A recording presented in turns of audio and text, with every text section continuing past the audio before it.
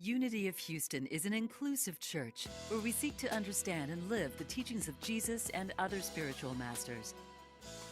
At Unity, we welcome all people from all spiritual paths and every walk of life. We celebrate the diversity of our city and of our world, and we teach love, tolerance, and oneness, seeking to live in harmony with open minds and open hearts. Wherever you are in your spiritual path, you are always welcome at Unity. Join us and discover that the life of your dreams is already within you. Well, we are so excited to welcome Reverend Karen Russo today. She is an award-winning author of The Money Keys. With her background as a Columbia University MBA, a corporate leadership trainer, and an ordained Centers for Spiritual Living minister, Karen shares from decades of insight and experience in both the secular and spiritual realms. Wonderful. After training with Reverend Dr. Michael Beckwith at the Agape Center and Holmes Institute, she served for over 10 years at the New Vision Center in North Phoenix. She's been a welcome guest here at Unity of Houston before and a longtime prayer partner with Reverend Michael Gott.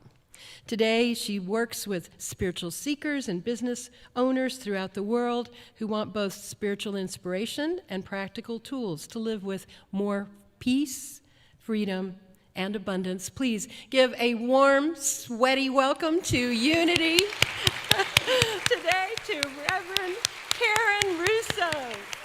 We're gonna hug.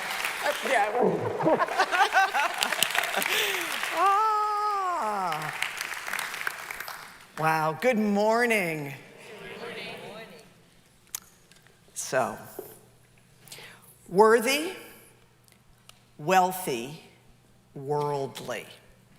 We're going to explore the spiritual reality of worth and wealth, identity and value, so that we can discover new ways of showing up in the world.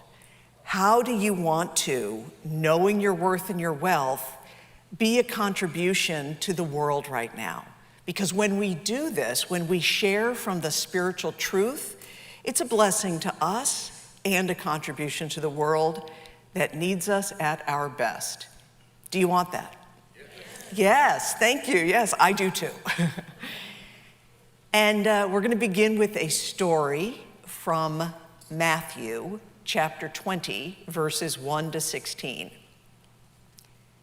And Jesus said, "The kingdom of heaven is like one who is a householder, who hires laborers to work in his vineyard." So Jesus said, the kingdom of heaven is like one who is a householder, who went out early in the morning to hire laborers into his vineyard. Now, of course, that could be his vineyard or her vineyard or their vineyard, so choose the pronouns, you're in the story. And if you are in recovery like me and vineyard is kind of not your deal, think coffee house. Coffee house.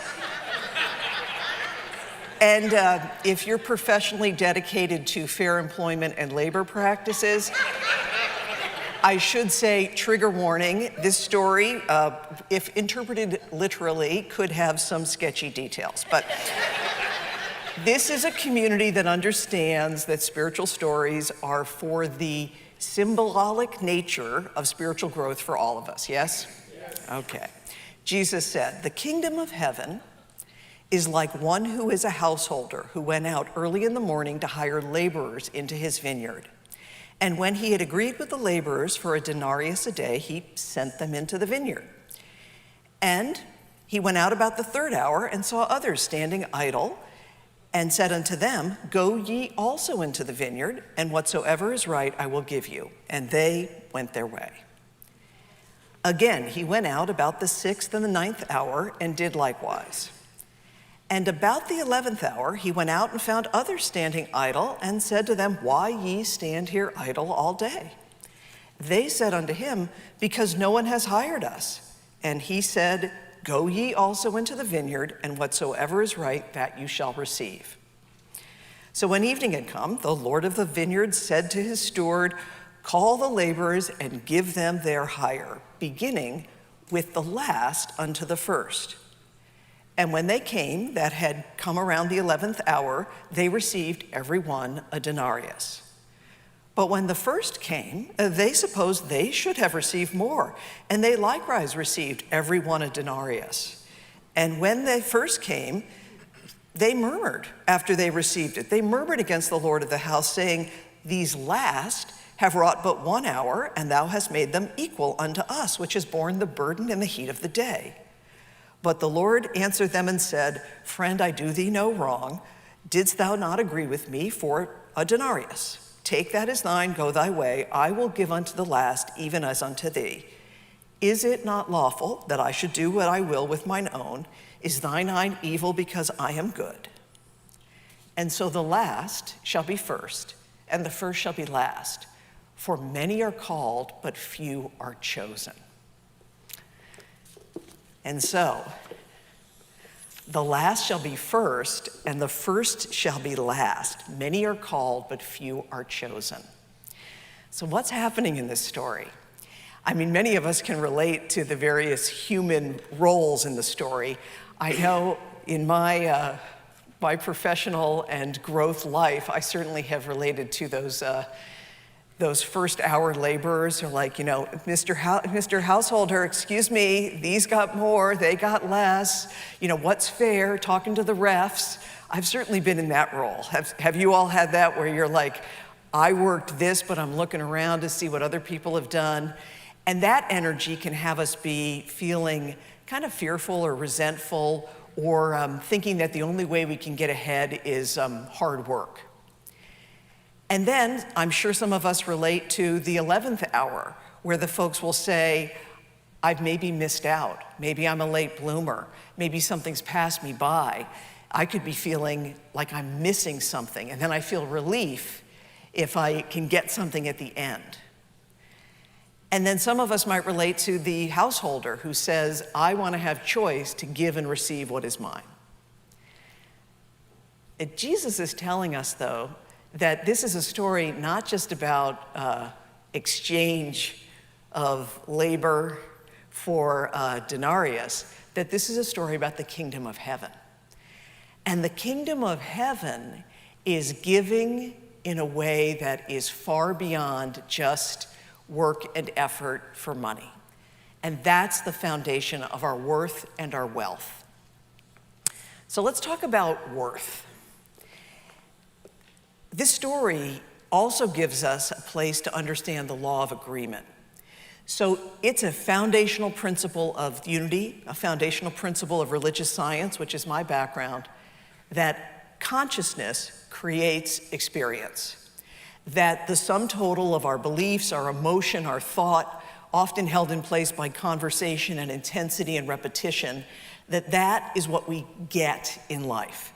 So even if circumstances come and go, it's our thought about it that creates what happens to us. So that idea that what I agree with is what I receive shows up when we see that if we have an agreement with life, like for years mine was, I can have what I want if I work hard and struggle. Was that just me? Did anybody else have that? Okay, it's like yeah. So, it wasn't like the kids earlier today who's like, they're getting money for hugs. I was like working hard, So if I have that agreement, I can have what I want if I work hard and struggle. My experience of life gave me that experience. The law of agreement says yes. If I'm working, currently, present day, my continued evolution is I care and live in the riches of the present moment, and that my contribution is richly rewarded. Like, I really try to understand that just by who I am, there's a circulation of value. So I'm going to invite you to come with me on a little reflection about worth.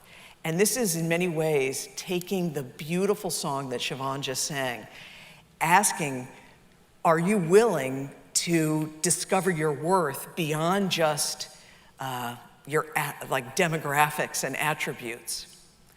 So here we go. I'd like you to just kind of bring your attention to yourself And if you want to half close your eyes or just soften your gaze, you can. And definitely for my friends who are on the live streaming, do this in your living room as you're partaking in the message, is feel your identity and appreciate all of the things like, it's good if I show up regularly at Unity and I tithe generously and I give service. That's part of maybe who you are. And then there's the demographic attributes and professional accomplishments and the history, and maybe you've had luck or privilege or experiences that have been positive. You've got the possessions you have or don't have. All of that can be part of identity. But in that song, Siobhan, one of the things she sang was, are you willing to leave all of that on the altar? So in your mind's eye, you can almost take a little half step back, and everything that is an attribute of who you are, just place it upon the altar of the divine. You get it back in a moment. And just feel that the essence of who you are has value and worth. That because you are, you're worthy. Just feel the kingdom of heaven includes you. Can you feel a glimmer of that? Your sweet, precious worth. It's wonderful, isn't it? So give a little yes to yourself, and if you want to say it out loud, you can. Yes. Yes, I can feel it and I can hear it. Good. And then go ahead and step forward and take back all of your attributes. And I certainly don't want to give a mixed message that you shouldn't show up at Unity or tithe generously or do service hours. There's no mixed message here. You don't have to do that to be worthy, but when you do, it matters, right? Yeah. So that's your worth. And you might even say out loud, repeat after me, I am worthy. Good. And now, because we don't just do our spiritual work individually, because we are connected through a law of oneness and unity, give a little glance, if you're here in the sanctuary, a little glance around the sanctuary. If you are on the live stream, a little glance around the animal companions or beloveds who are with you, or tell the people in the chat. Give a little, you are worthy. So give a little love to somebody, shine a little, bestow and behold their worth. Somebody you know and somebody you don't know. Worthy, yes. Isn't it delightful to just behold each other as worthy? Yes. So worthiness. And then let's talk about wealth. And the story of the laborers in the vineyard has a lot to do about time and money. Time and money. So often when we hear the teaching, the last shall be first and the first shall be last, it's meant to be a comfort that no matter when we come to the divine rushes forward to us. That's also a lesson of the prodigal son story too as well. It's like, it doesn't, if we are at the 11th hour, we get the full measure. And so that is a beautiful piece that invites us to realize that the supply of the presence of God is not exclusive and it's not time limited. The call is always happening, and the supply is invisible, ever present, and always nourishing us. Yes. And I so appreciate being here. Thank you. And you heard about my background, just decades of both being in the money and wealth communities and then being in spiritual community, recovery and spiritual community. And I've always had the desire to see how those things go together. I've always been interested. How does God and money come up together? Because what I was noticing, and I'm sure you all have seen this, is I would come into spiritual community and I would see a high desire for abundance consciousness. And I would see affirmative prayer and a desire to have positive thinking about supply. But then I would also notice that people were a little light on habits and tactics, and sometimes would struggle with, sort of the basics of managing money effectively. I'm just being a little bit real. Everybody's okay? Yeah, okay. Okay. Then I would go into the wealth building environments, and I would see like tons of strategies and tactics and ideas for building wealth, and a whole lot about like millionaire mindset. I've got a rich mind, not a poor mind, but a little light on let me surrender to something greater and be in a high state of spiritual discovery. Yeah? So again, I'm just being a little, am I being a little real? Is that, okay. Okay. So beautiful environments, the spiritual communities and the wealth communities, but what I felt is, couldn't there be an integrated, holistic approach?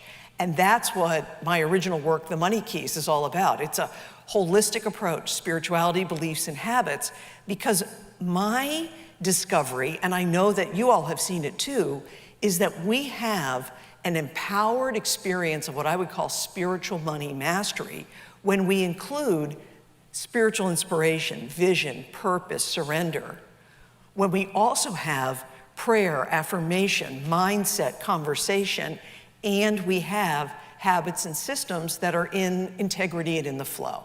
Yes? So that's the technology for accessing the wealth that is already there. Because really, wealth is less about possession or accumulation. Wealth is an experience of the opulence of the divine. And wealth is ever available. One of the distinctions that I find is really important too is to think about the idea of something I call money purpose. And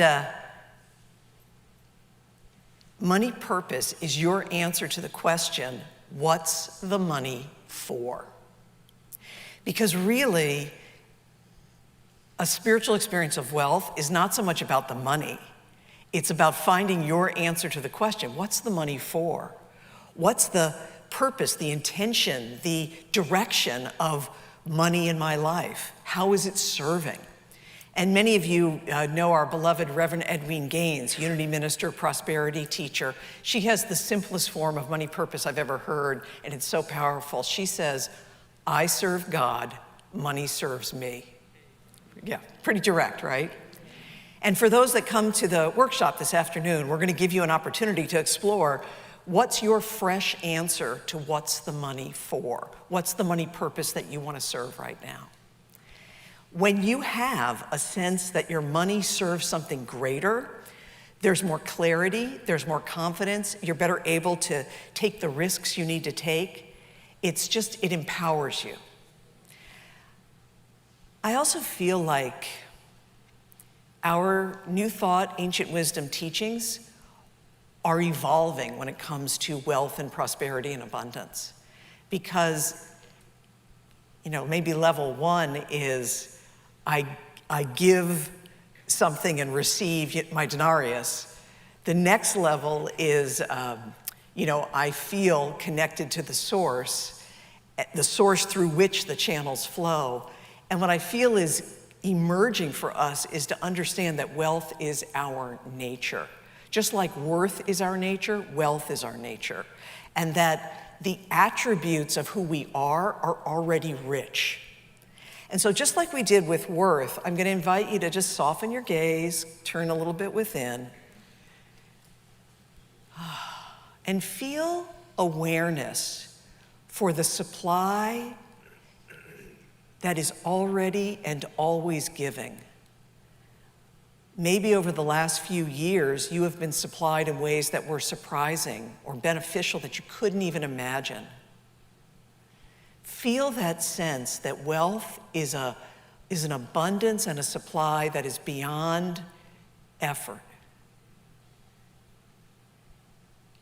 And tap into at least one thing that reminds you and anchors the truth that you were supplied opulent, lavish, abundant reality. And when you have that, say a little yes. Let's hear a little yes. Good. And we'll even say, you can repeat after me, I am wealthy. Yes. Do you believe that? And now we'll do the same thing where shine your wealth understanding, bestow and behold with another. So just like in your living room or in the chat there online or here in the sanctuary, look at someone else. You are wealthy. Tell them. Yeah, you are wealthy. Yeah. And do you believe them? I mean, right, that they're saying it about you. I believe it. You believe it. Okay. So worthy and wealthy. And our final question is, how do we engage with the world? You know, what is the calling for being in the world right now? And I so appreciate that beautiful prayer for an acknowledgement for all the challenges that we're facing. So just the human density that's up right now, the war and economic pressures, environmental pressures, brutality and injustice, and just the call for healing in so many ways, so much division, so much pain. And I am fully aware. The kittens are still adorable, the kids are adorable, the sun is still shining, like the good has not gone anywhere. The good is still the good. And in human history, there have been horrific periods of density and challenge. So I'm not minimizing any of that. And, you know, it's thick out there. I mean, just, it is. And sometimes it's tempting to come to a spiritual message or a spiritual community in the search of comfort or escape or distraction during times like this. And I don't want to minimize, there may be folks who come or hear a message like this or hear a prayer or come to a Wednesday night experience and it's just relief that you feel that there's some love or some connection. That's very important. And I really do believe that if you are here now, you are part of those of us who want to not just feel comfort, not just be distracted, but to really be about the spiritual solution. So the final thing I want to leave you with as we think about engaging with the world is the difference between being mostly a consumer versus being a creator. Consumer versus creator. Consumers are the ones who buy. They're the students. They're the members. They're participating. They're kind of watching consumers. And being a consumer is a good thing. There are times when all of us are wanting to be educated. We want to be the student. We want to be the follower. And it's the right time for us to do that. So consumer is good. Creators are the ones who are the teachers, the originators, the leaders. They're the ones who are the sellers. They're the ones who are the producers of the thing. And being a creator is good. And there are times when it's your call to be the creator. And I feel like right now, and especially for this beautiful community, it's this ironic time where your beloved minister is refreshing and recharging. It's ironic, paradoxical, but I would call you, me, since I'm feeling this in my own life, all of us, into seeing where have I been kind of content to be a consumer, where have I been watching, where have I been kind of holding back, hoping that somebody else shows up and takes care of it. And instead, step in. I know I am worthy because of my spiritual identity. I know I am wealthy because of spiritual supply. And therefore, I am going to step in and take some creator energy in my life. Like maybe I'm going to forgive first. Like maybe I'm going to show up and help with something where it feels a little awkward, but I know they need some volunteers. Maybe I have never had my blood drawn, but I am going to come next week and I'm going to do it. Where can you step up to contribute, be a creator, make a difference, be a leader? It feels to me like those are the opportunities that will not only help you and me individually grow, but that absolutely show, like by demonstrating, that it's possible for all of us to rise together. Where can you serve the world by being a creator? Okay. It feels a little quiet. Are you feeling, is it a little challenging, or does it feel like exciting, or a little bit of both? Both. Okay, both. Okay, good.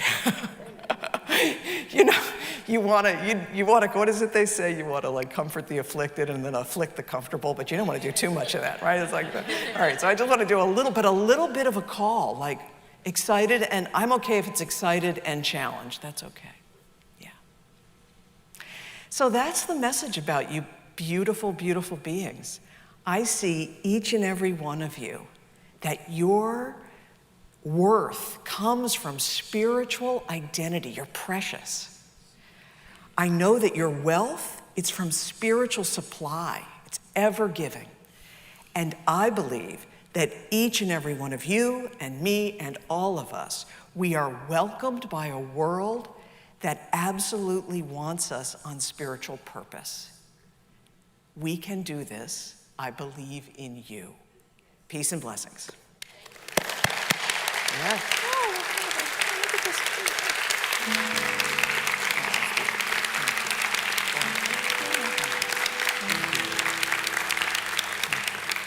Let us pray.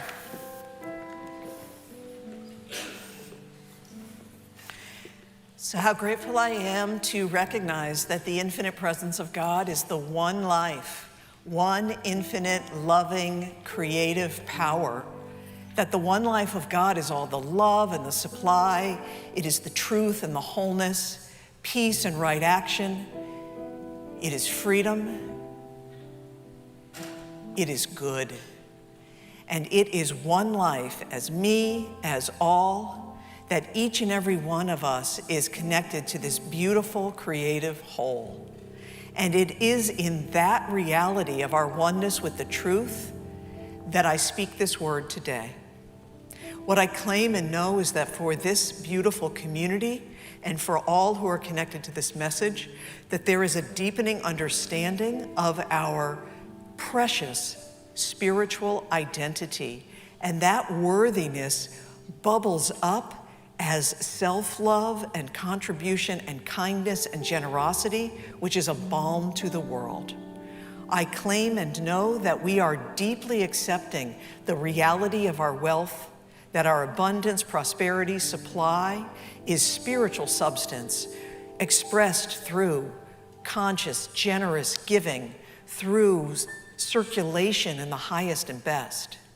And I know that we love, reveal, and bless the world by showing up who we are. I'm so grateful that this prayer is acted upon by a law that says, yes, I give great thanks knowing that it is so. We release it, we let it be, we trust the law, and together we say, and so it is. Amen.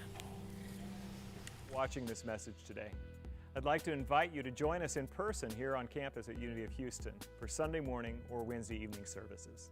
If you can't be with us here on our campus, you can still join us live on Facebook or on our website, unityhouston.org, Sunday mornings at 11 a.m. Central.